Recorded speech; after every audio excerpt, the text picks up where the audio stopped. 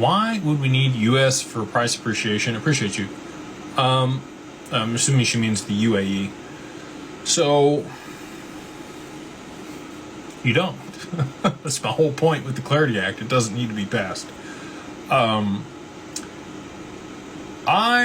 I'll say this. I think that BlackRock and Ripple are much more tightly coupled than people realize. BlackRock was tapped and moved into the position that they are, in my opinion, to solve the debt crisis.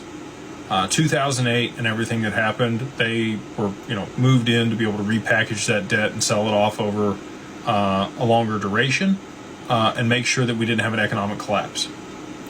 And they are kind of a proxy for the Fed or the government to be able to not necessarily manipulate, support is probably a better word, support the stock market and economy.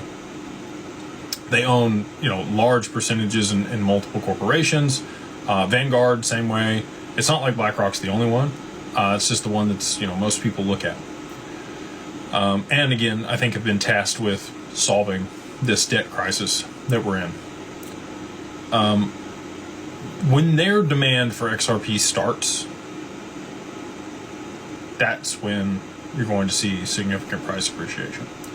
I've talked about, an ETP or an ETF here in the U.S. that is BlackRock, spot ETF for XRP. Confident that is coming at some point. We saw Wisdom Tree withdraw their S1 for their XRP ETF. Unusual. Not sure why they did that. Maybe they thought they couldn't compete, that there was already enough competition on that asset, and that's why they withdrew it. Or maybe they know that a big player is coming to town, and they didn't want to be in opposition or competition with them. I have to see which one of those it was. But I do expect here, I'll take a gamble. I think in 2026 we are going to see a BlackRock ETF on XRP, a spot ETF for XRP, or some type of product for XRP from BlackRock.